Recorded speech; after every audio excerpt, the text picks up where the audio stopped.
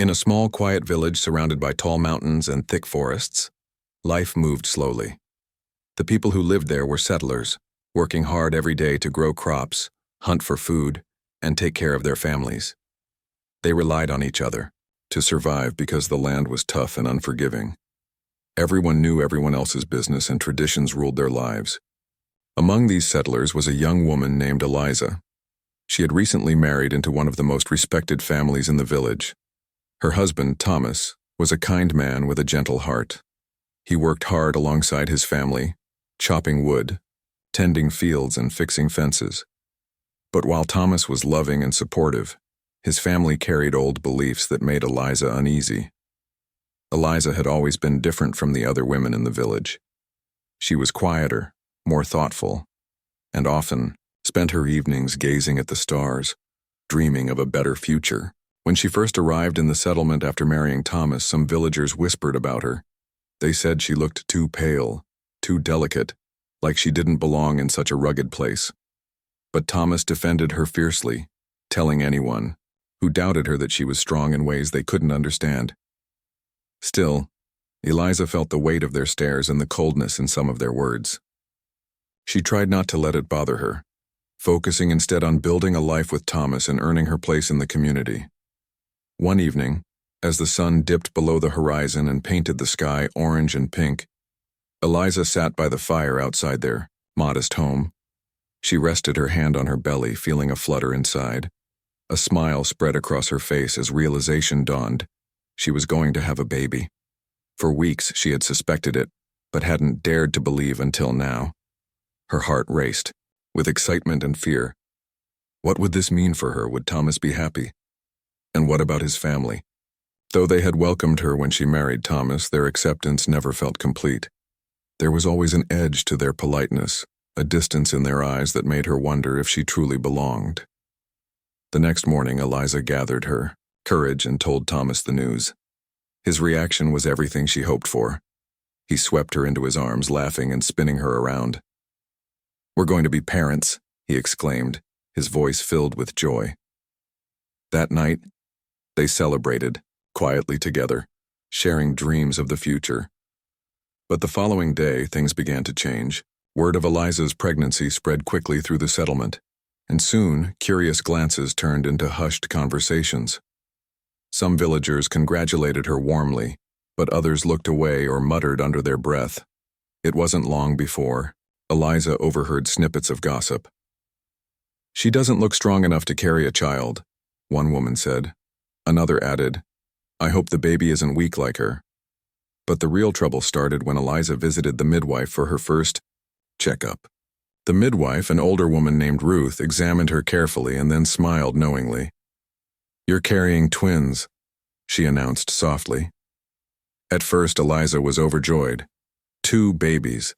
Double the love, double the happiness.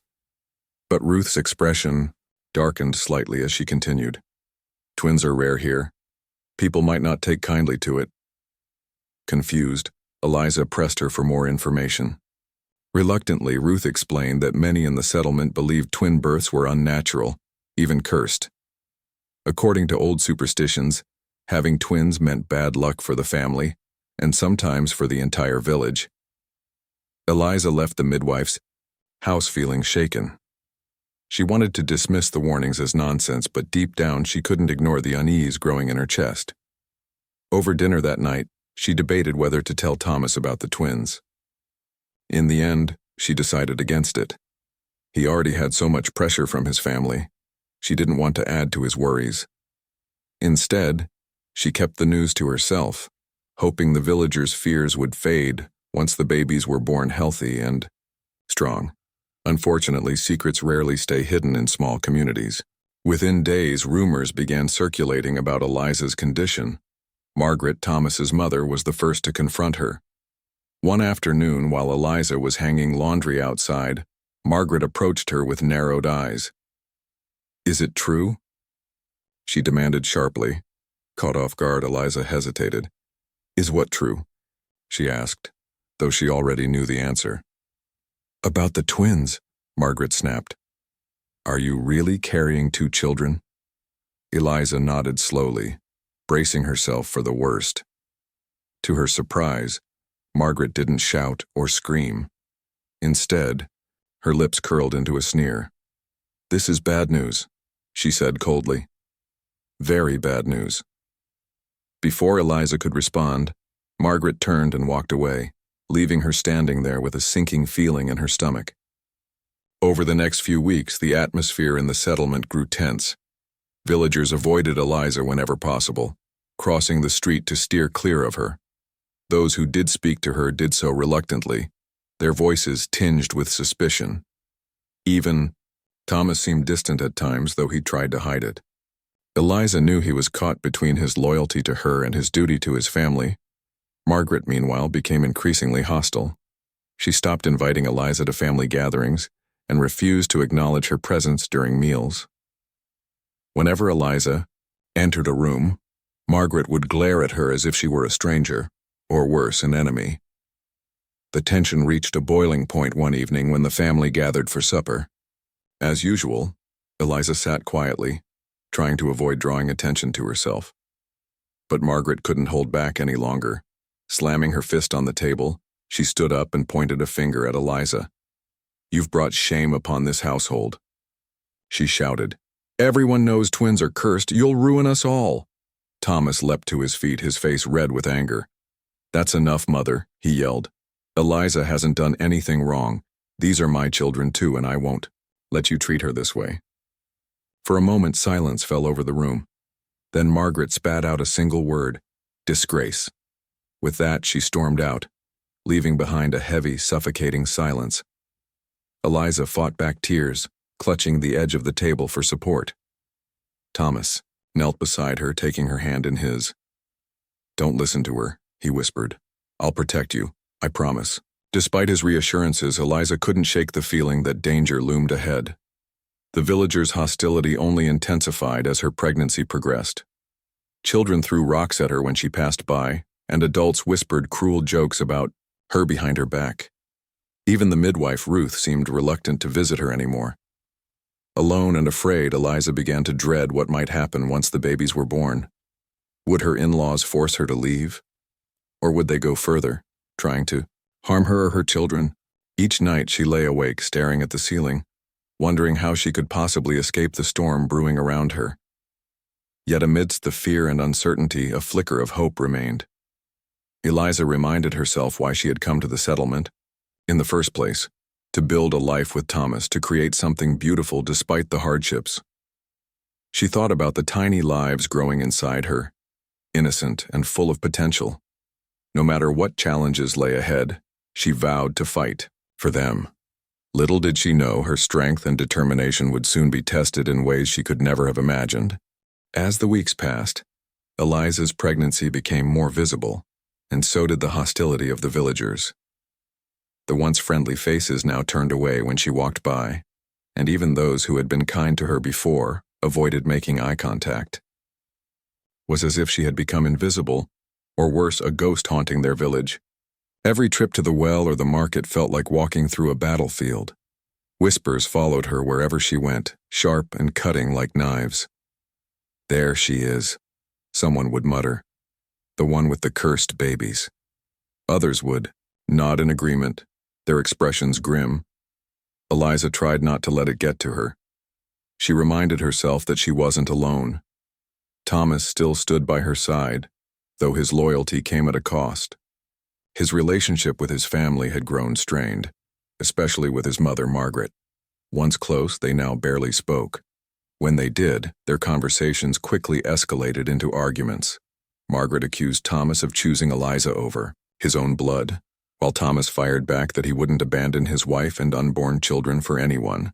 These fights left both of them exhausted, but Thomas refused to give in. He promised Eliza repeatedly that he would keep her safe, no matter what happened. But promises were fragile things in a world where fear ruled. Despite Thomas's determination, Eliza couldn't shake the feeling that something terrible was coming. Her instincts told her to prepare, to find a way out before it was too late. One evening, after another tense dinner with Thomas's family, she finally voiced her concerns. Sitting by the fire, she looked at him with tears in her eyes. "We can't stay here," she said softly. "They'll never accept the twins. Or me. If we don't leave soon, I'm afraid of what might happen." Thomas hesitated. Leaving meant giving up everything, their home, their land, their connection to the community. But staying meant risking Eliza's safety and the lives of their children. After a long silence, he nodded slowly. "You're right," he admitted. "We need to go. Somewhere far from here, where no one knows us and no one cares about silly superstitions." They began making plans immediately, deciding to wait until after the babies were born to make their move. Until then, they would keep their intentions secret, knowing full well that Margaret and the others would try to stop them if they found out. The months dragged on, each day heavier than the last. Eliza spent most of her time indoors, venturing outside only when absolutely necessary. Even then, she kept her head down, avoiding the stares and whispers.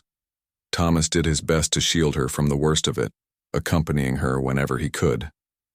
But there were moments when he couldn't be there, and those moments were the hardest.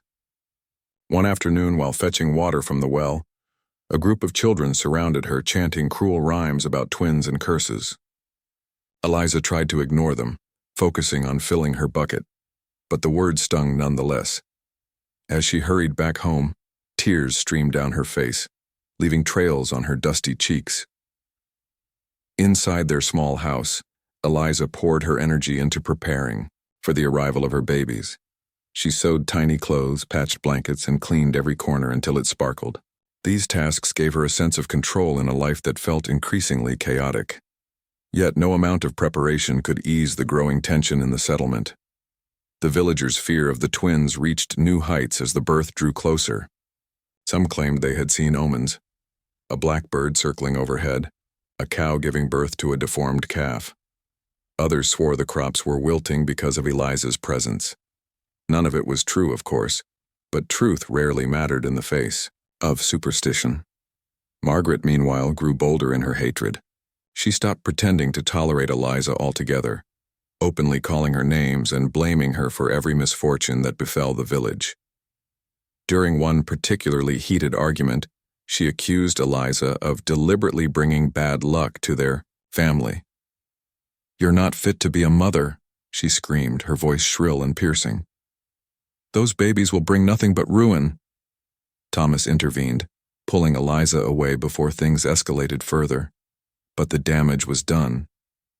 That night, Eliza lay awake, clutching her belly, wondering if Margaret might actually harm her. Despite the mounting pressure, Eliza refused to give up hope. She clung to the thought of starting a new life with Thomas and their children far from the judgmental eyes of the settlement. Together, they mapped out a plan. After the birth, they would pack only what they could carry and set off under cover of darkness. They chose a destination, a distant valley rumored to be fertile and untouched by settlers. It was risky, but staying put seemed even riskier. With each passing day, their resolve strengthened. Finally, the moment arrived. Eliza went into labor late one stormy night. Lightning illuminated the sky, casting eerie shadows across the walls of their home. Ruth, the midwife, rushed to their side, her face pale but determined. For hours, Eliza endured the pain, gripping Thomas's hand tightly as wave after wave of contractions washed over her. Outside, the wind howled like a wounded animal, matching the intensity of her cries. Inside, the air was thick with anticipation and fear. When the first baby emerged, a girl with delicate features and a shock of dark hair, the room fell silent. Then came the second, identical in appearance but slightly smaller. Both babies wailed loudly, announcing their arrival to the world. Eliza collapsed against the pillows, tears streaming down her face. She had done it. Against all odds, she had brought two beautiful daughters into the world. Thomas kissed her forehead, his own eyes glistening with emotion. "You're amazing," he whispered. "I'm so proud of you."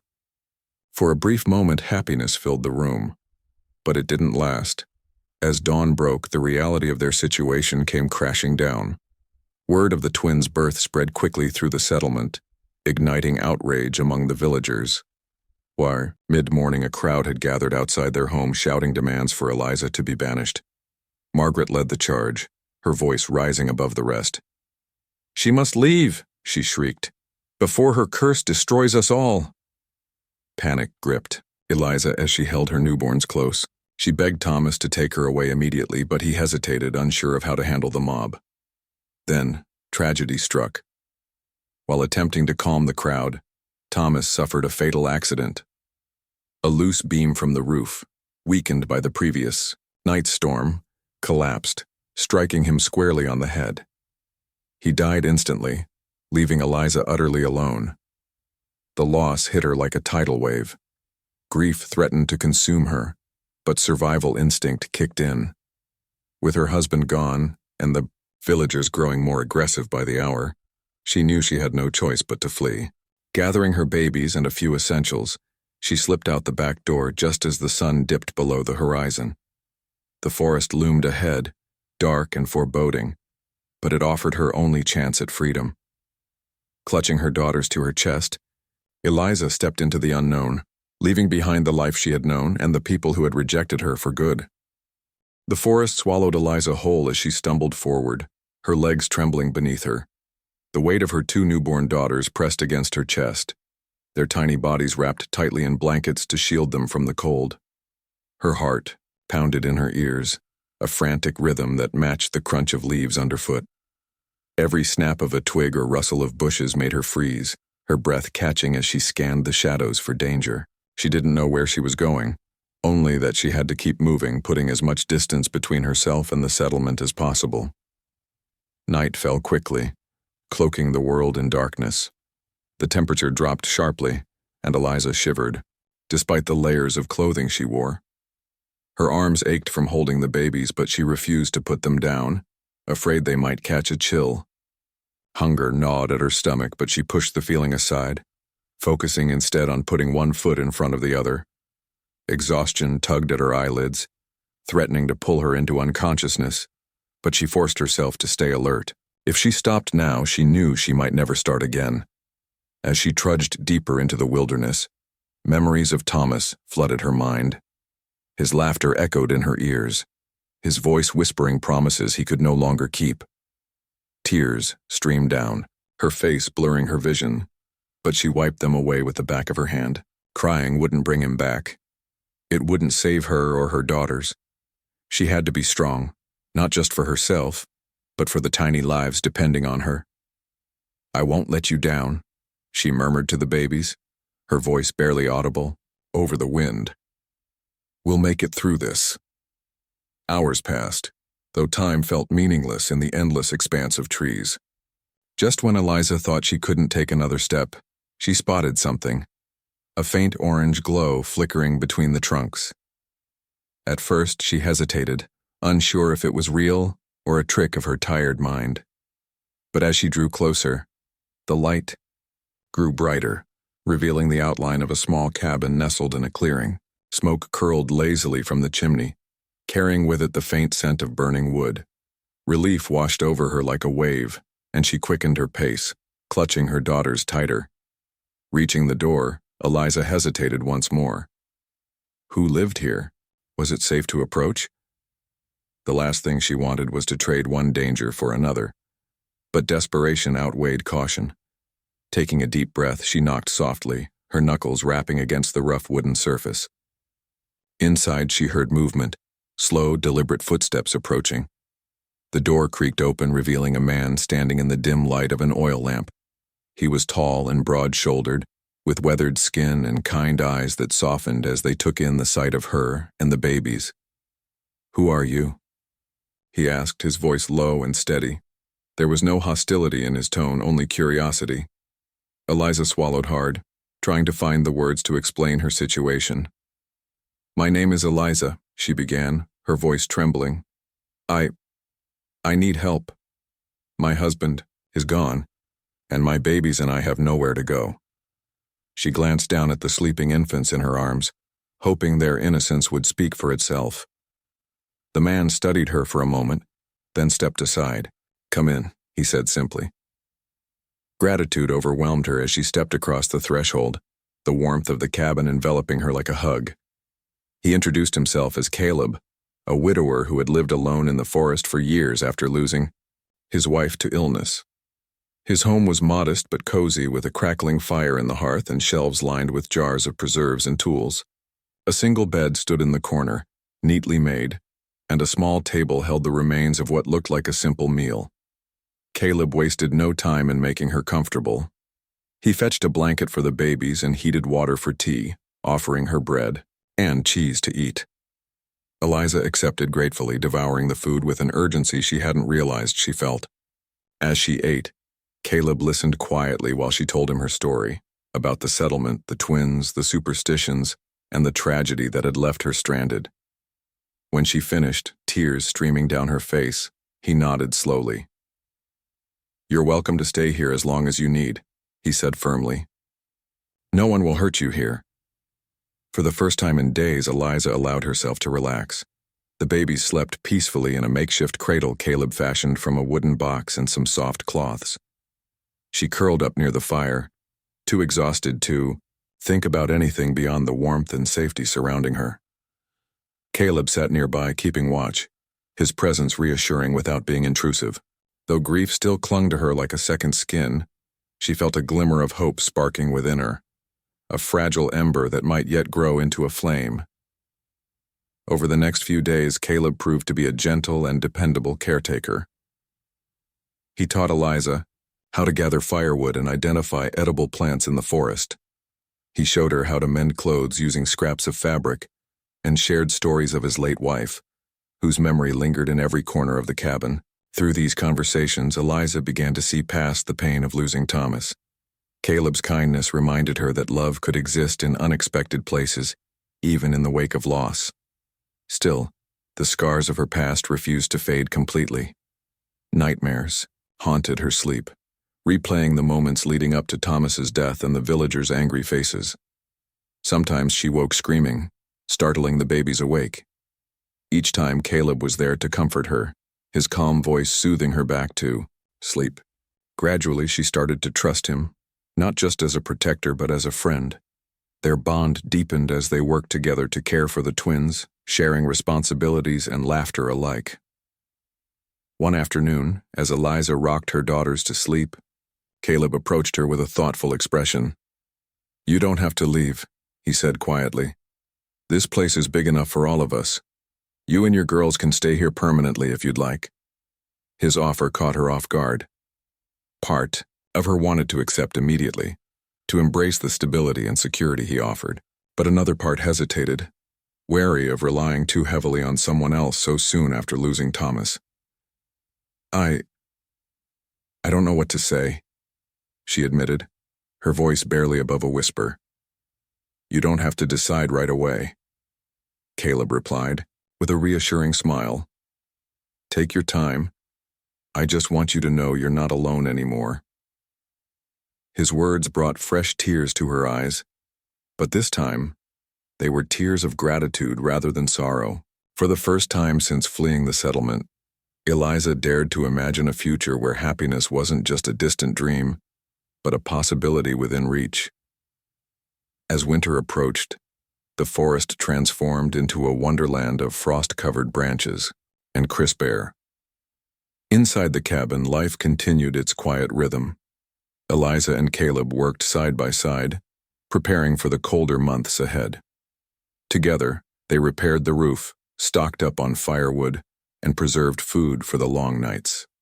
The twins grew stronger each day, their giggles filling the cabin with joy. Slowly but surely, Eliza began to heal, finding solace in the routine and companionship Caleb provided. News of her survival eventually reached the settlement, carried by hunters who ventured into the woods. Rumors spread about a mysterious man living in the forest who had taken in the cursed woman and her children. Margaret and the others seethed with anger, vowing to confront Eliza and reclaim their so-called honor. But none dared to act. Tales of Caleb's strength and determination reached them too, warning that anyone who crossed him would face dire consequences. Frustrated and powerless, they turned their rage inward, letting bitterness consume them. Meanwhile, Eliza flourished in her new life. The forest, once a source of fear, became a sanctuary. Its beauty and mystery captivated her, reminding her of the resilience needed to survive. With Caleb by her side, she learned to let go of the pain that had once defined her. Though scars remained, both visible and invisible, they no longer controlled her. Instead, they served as reminders of how far she had come and how much she had overcome. In the end, Eliza realized that salvation often came in the simplest forms: a helping hand extended in kindness, a roof offering shelter from the storm, or a heart willing to believe in second chances. And as she watched her daughters play in the snow, their laughter ringing out like music, she knew she had found exactly what she had been searching for all along: a place to call home. Winter settled over the forest like a heavy blanket, its icy fingers stretching across the land. Snow blanketed the ground, muffling sound and transforming the world into a serene, white expanse. Inside the cabin, life carried on with quiet determination. Eliza had grown accustomed to the rhythm of her days alongside Caleb. Together they shared chores, cared for the twins, and found comfort in each other's company. The babies, now several months old, were thriving, giggling, cooing, and reaching out chubby hands to grab at anything within reach. Their presence brought light to the cabin, even on the darkest, coldest days. Eliza often found herself watching Caleb as he worked. There was something steady and reassuring about him, a calmness that reminded her of Thomas but also felt uniquely his own. He never complained, not even when the snow piled so high it blocked the door, or when the firewood supply ran dangerously low. Instead, he tackled every challenge with patience and skill. One morning, as he chopped wood outside, she stood by the window, holding one of the twins in her arms. She marveled at how easily he moved despite the biting cold, his breath forming clouds in the frosty air. For the first time in a long while, she felt safe, not just physically but emotionally. But safety didn't erase the past. At night, when the fire crackled softly and the twins slept peacefully, Eliza's thoughts drifted back to the settlement. She wondered what had become of Margaret and the others. Had their anger subsided, or did they still plot against her? Sometimes she imagined them sending men into the woods to hunt her down. Other times she pictured them forgetting her entirely, moving on with their lives as though she and her daughters had never existed. Neither scenario brought her peace, but she tried to push the worries aside. What mattered most was the present, the warmth of the cabin, the laughter of her children, and the growing bond between her and Caleb. Caleb noticed her unease and gently encouraged her to talk about it. One evening, after tucking the twins into their cradle, he sat beside her on the rug near the fire. "You seem troubled," he said softly, handing her a cup of tea. Eliza hesitated, unsure of how much to share. Finally, she sighed and nodded. "I keep thinking about them," she admitted, "about what they might be saying or doing. I know I'm safe here, but it's hard to forget." Caleb listened without interrupting, his expression thoughtful. When she finished speaking, he leaned forward slightly, his voice steady. "They can't hurt you anymore," he said firmly. "You're stronger than they are, Eliza. Stronger than their fear and hatred. Don't let them take up space in your mind." His words struck a chord deep within her. She realized he was right. They no longer controlled her life. She had built something new, something good, far from their reach. Slowly, she began to let go of the lingering resentment and fear, replacing it with gratitude for the life she now led. As the weeks passed, their connection deepened. They spent evenings talking by the fire, sharing stories of their childhoods and dreams for the future. Eliza learned that Caleb had once dreamed of traveling beyond the mountains, exploring places he'd only read about in books.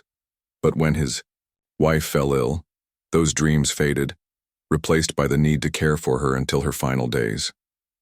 Hearing this, Eliza felt a pang of sadness for all he had lost, but also admiration for the way he had rebuilt his life afterward. In turn, she opened up about her own hopes and fears, revealing parts of herself she hadn't dared to share with anyone else. One day, while gathering herbs near the edge of the clearing, Caleb surprised her with a question. "Have you thought about staying here permanently?" he asked, his tone casual but his eyes searching hers intently. Eliza paused, clutching a handful of dried leaves. The idea wasn't new. Caleb had mentioned it before, but hearing it again made her heart race. Staying meant committing to a new chapter, one where she would fully embrace the life they had created together. Yet part of her still hesitated, unsure if she was ready to move forward. "I want to stay," she said finally, her voice trembling slightly. "But I'm scared. Scared of losing everything again." Caleb nodded, understanding. "Loss is part of life," he replied gently, "but so is love and hope. You've already shown incredible strength, Eliza.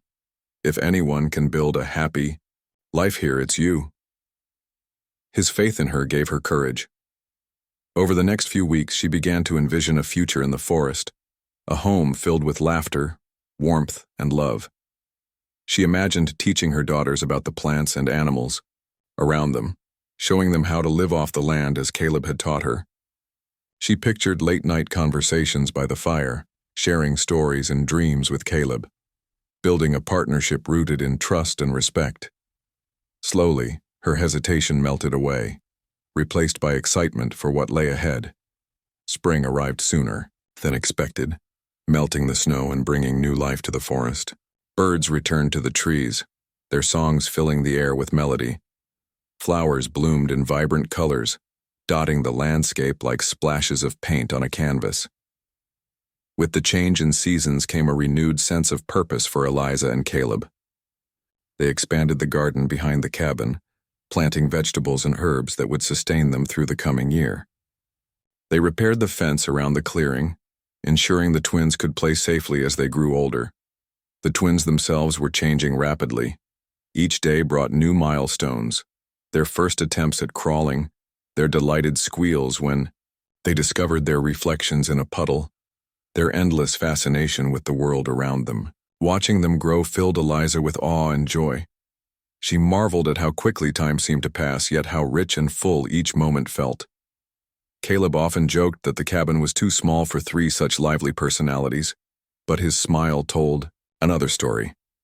He adored the girls, treating them with the same tenderness and care he showed their mother. Word of their existence eventually reached neighboring settlements. Hunters passing through the forest spoke of a man living alone with a woman and twin babies. Some dismissed the tales as exaggerations, while others viewed them with suspicion. Rumors spread that the twins were cursed, just as the villagers from Eliza's old settlement had claimed. But Caleb's reputation preceded him. Stories of his strength and resourcefulness painted him as someone not to be trifled with, deterring anyone foolish enough to consider causing trouble. Back at the original settlement, Margaret and the others simmered with frustration. They had hoped Eliza's disappearance would mark the end of their problems, but reports of her survival reignited their anger. "She should have died in the woods," Margaret muttered bitterly during family gatherings. Her bitterness infected those around her, turning their once close-knit community into a fractured, resentful group.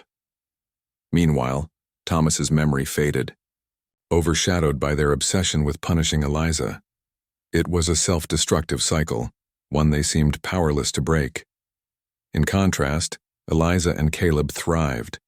Their bond strengthened with each passing day, evolving into something neither of them had anticipated.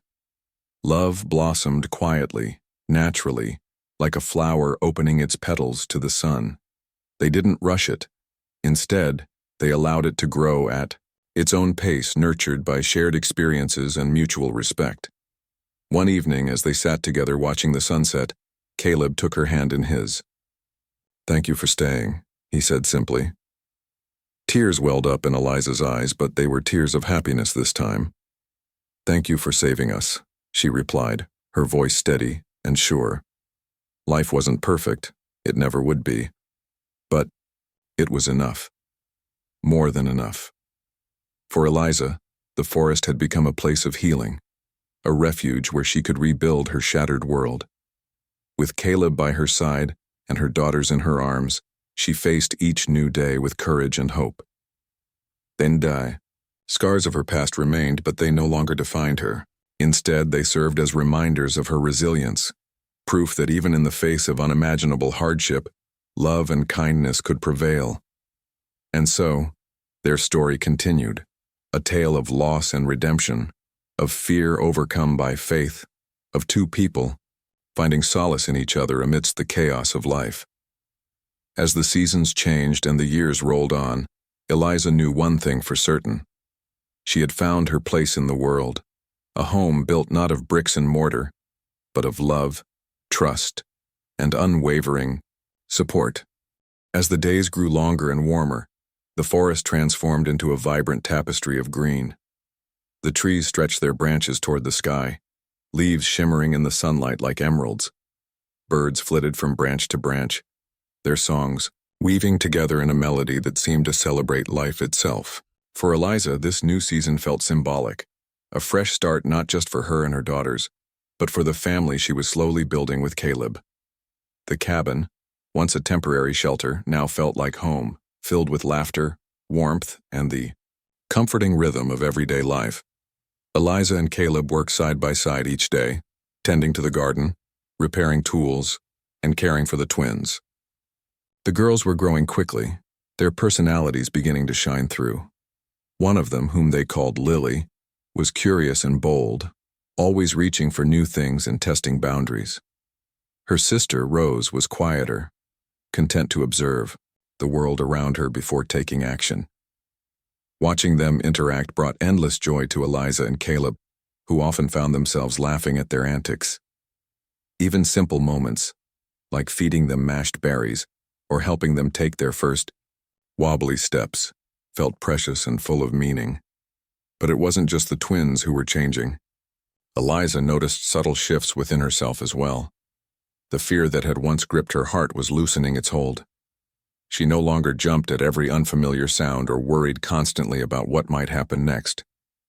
Instead, she focused on the present, cherishing the little victories, a successful harvest, a cozy evening by the fire, or a quiet walk through the woods with Caleb. Though the scars of her past remained, they no longer controlled her. She had learned to carry them lightly, letting them remind her of how far she had come rather than weigh her down. Caleb, too, seemed different. Since Eliza and the twins had entered his life, he appeared more alive, as though a part of him that had been dormant had awakened. He smiled more often, his deep laugh echoing through the clearing. Sometimes, when he thought no one was looking, Eliza caught him gazing at the twins with an expression of pure wonder, as if he still couldn't believe they were real. She knew he loved them as much as she did, even though they weren't his own. That love extended to her as well, growing stronger with each passing day. One afternoon, while the twins napped, Eliza decided to broach a topic that had been on her mind for some time. Sitting across from Caleb at the small wooden table, she hesitated before speaking. "Do you ever think about leaving here?" she asked, carefully watching his reaction.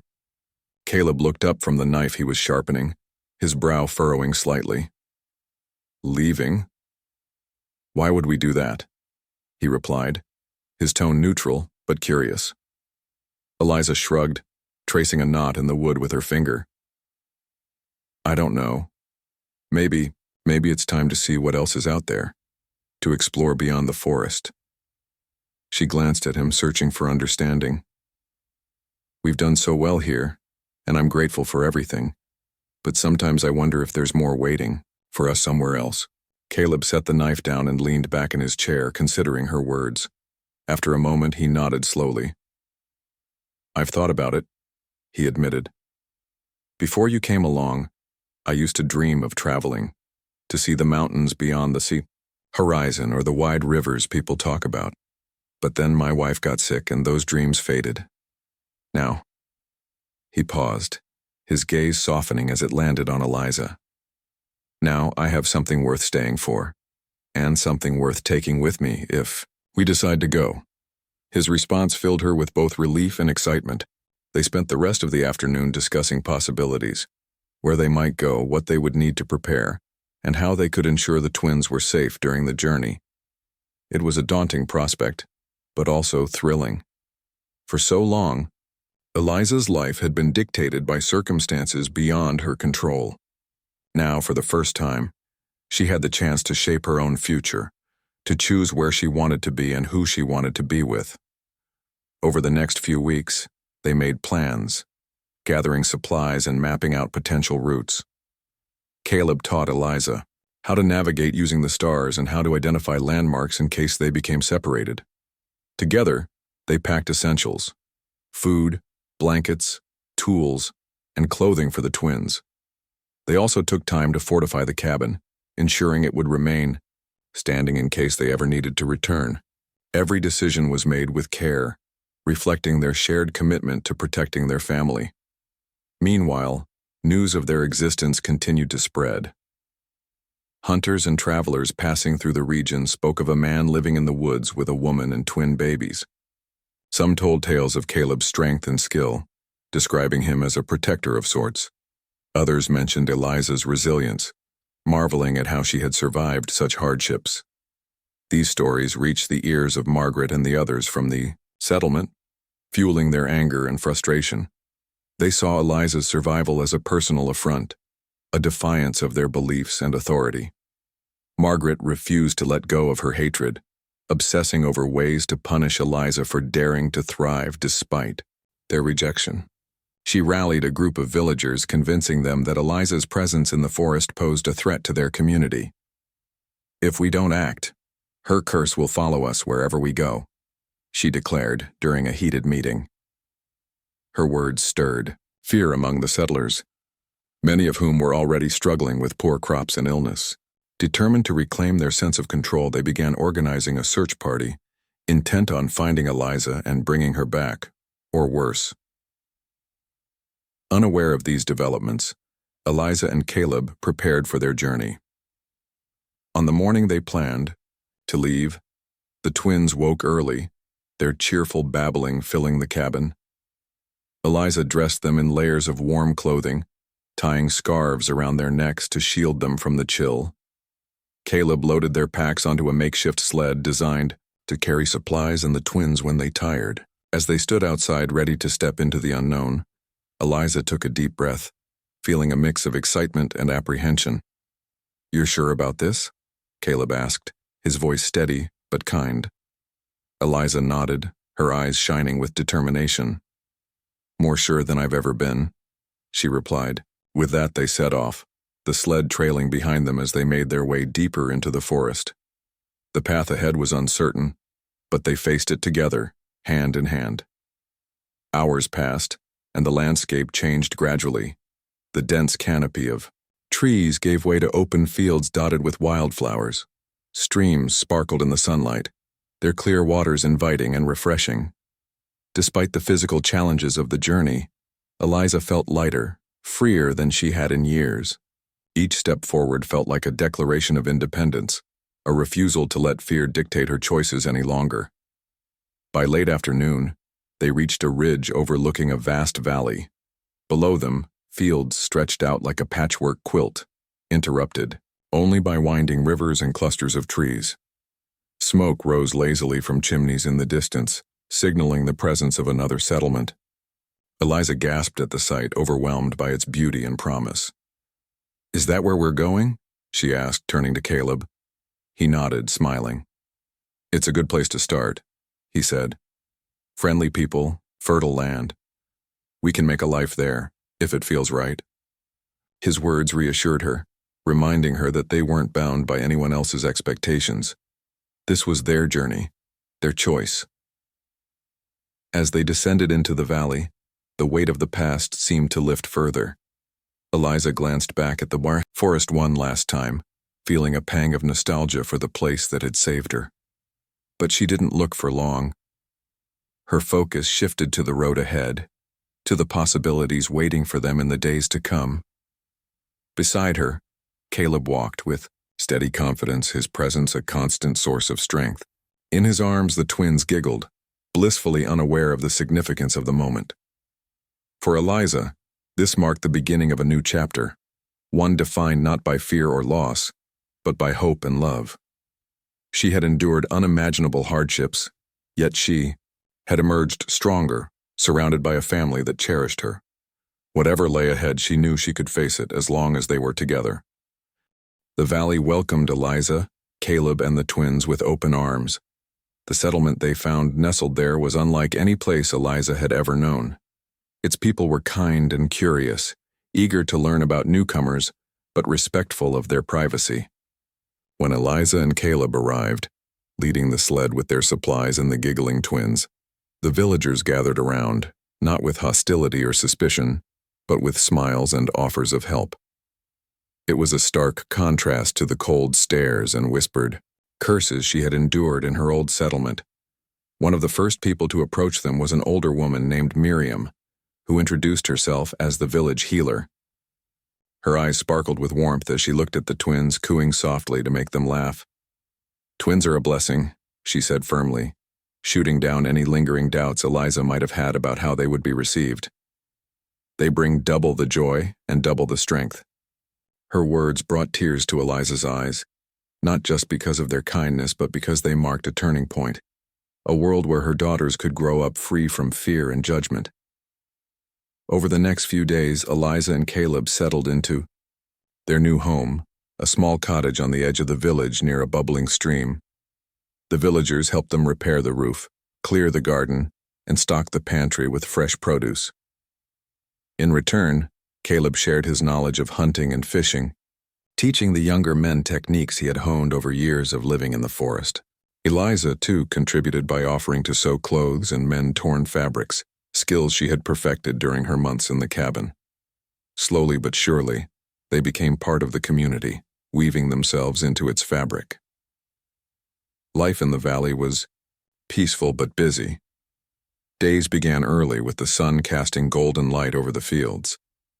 Eliza grew accustomed to the rhythm of farm life, milking cows, gathering eggs, and tending to the garden.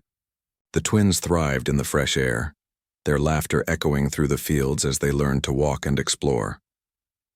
Caleb often joined the men on hunting trips, returning with stories of deer tracks and bird calls that made the twins clap their hands in delight.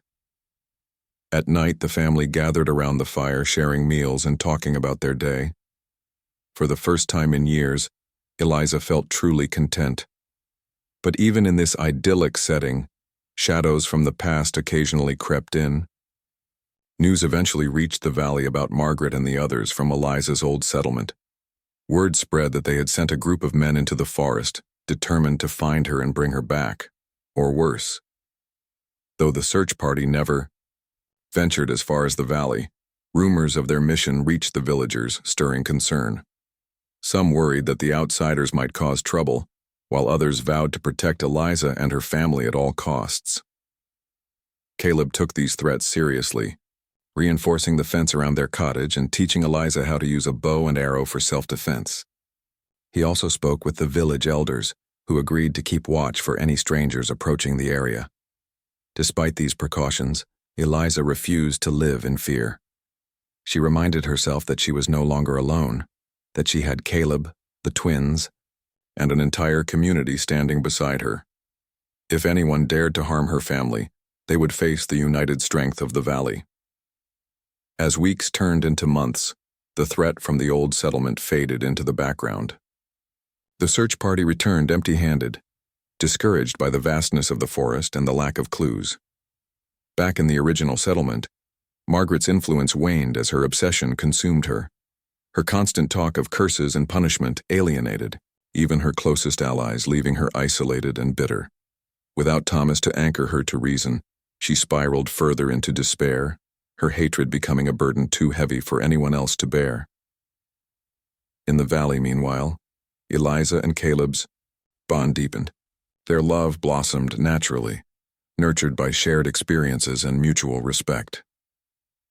One evening, as they sat together watching the sunset paint the sky in hues of orange and pink, Caleb turned to Eliza with a serious expression.